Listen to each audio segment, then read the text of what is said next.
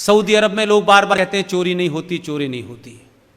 जो लोग ये कहते हैं कि चोरी नहीं होती, एक बार जुमे की मस्जिद में जाएं, सऊदी अरब की राजधानी में जुमे के बाद खड़े हो जाएं, तब पता चलेगा यहां चोरी क्यों नहीं होती है। क्या नाफिज कर दें, यहां पे लागू कर दें वो कानून जिसका बड़ा शौक है आपको।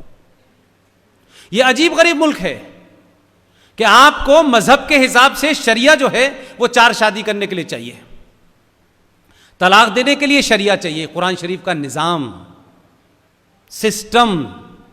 हम कह रहे हैं आधी अधूरी शरिया क्यों ले रहे हो, पूरी लो।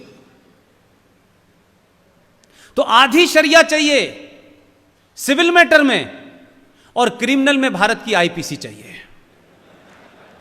हम कह रहे हैं पूरी से शरिया ले लो और तय करो कि अगर आप कत्ल करोगे हिंदू का तो आपकी गर्दन काट दी जाएगी, और हिंदू आपका कत्ल करेगा तो उस पर आईपीसी से मुकदमा चलेगा।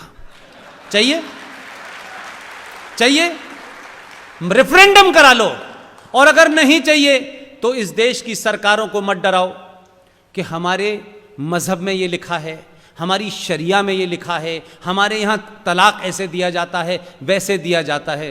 कुछ नहीं दिया जाता। मानो तो पूरा मानो।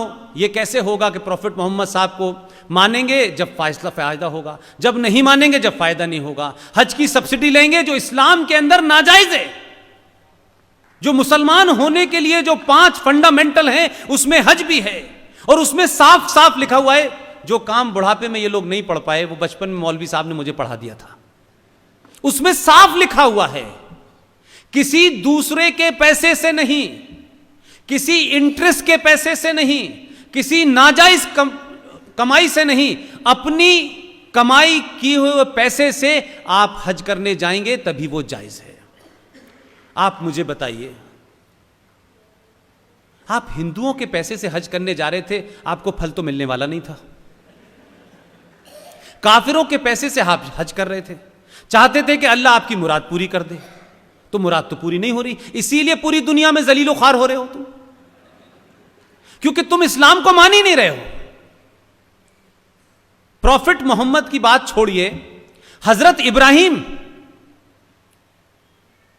इब्राहिम को ख्वाब में आया कि अल्लाह ने उनसे कहा कि सबसे नजदीकी चीज मुझे तुम्हारी चाहिए। हजरत इब्राहिम ने कहा अपनी बेगम साहिबा से कि मुझे ख्वाब में अल्लाह बार बार ये कहते हैं कि सबसे नजदीकी चीज मुझे चाहिए। तो उनकी बेगम साहिबा ने कहा कि हम तो बहुत गरीब लोग हैं, हमारे पास तो बेटा है, बेटा इस्माइल है, यही हमारे सबसे नजदीक है, ये दे दीजिए। हजरत इब्राहिम अपने बेटे को लेकर अल्लाह की राह में देने चले गए। बेटे ने रास्ते में पूछा कि कहां ले जा रहे हैं अब्बा, तो उन्होंने कहा कि ऐसे ऐसे अल्लाह ने कहा है कि सबसे नजदीकी चीज मांगी है, मेरे पास तुम्हारे अलावा सबसे नजदीकी कोई चीज ही नहीं है। तो बेटे ने यह कहा कि जब आप मुझे अल्लाह के लिए कुर्बान करें तो मेरे हाथ पैर बांध दीजिए ताकि मैं किसी तरीके की आपसे जद्दोजहद न करूं। हजरत इब्राहिम उनको लेकर चले गए और एक झाड़ियों के पास पहुंचे। वहां जाकर के उन्होंने हजरत इस्माइल को रख दिया, और जब फरसा उठा के काटने लगे तो उसी बीच में एक चमत्कार हुआ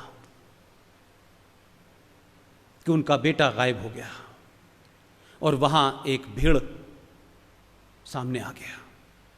तो वो जो करिश्मा था वो सिर्फ इतना ही था कि अल्लाह हजरत इब्राहिम का ये इम्तिहान लेना चाहते थे कि तुम या वाकई में मुझ पे पूरा ईमान रखते हो कि नहीं रखते हो। ऐसा नहीं होगा कि आधा शरिया चाहिए आधा नहीं चाहिए, पूरा ईमान रखा।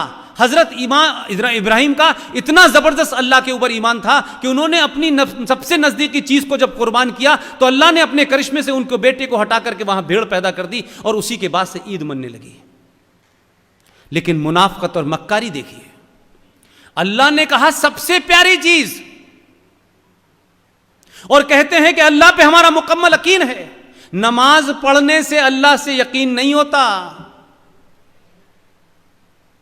सड़क पे नमाज पढ़ोगे, ये बताओगे, डेमोन्स्ट्रेट करके ताकत दिखाओगे कि हम इस मुल्क के अंदर सड़क रोक सकते हैं, उससे तुमको अल्लाह मेहरबान होने वाला नहीं है।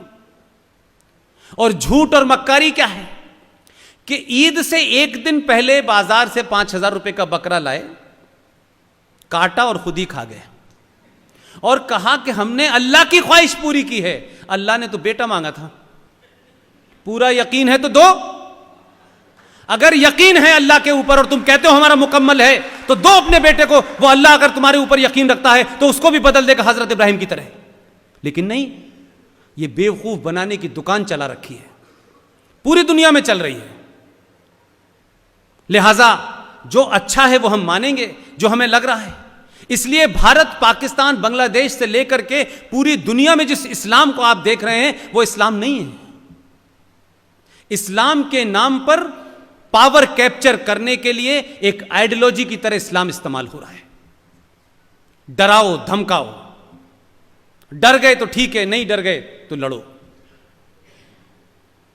तो ये जो इस्लामिक आतंकवाद का नाम लेने से भारत के लोग डरते हैं, उन्हें लगता है कि हम ये कहेंगे तो कोई नाराज हो जाएगा। अगर आप कहेंगे फला आदमी चोर है तो तभी बुरा लगेगा जब वो चोर होगा।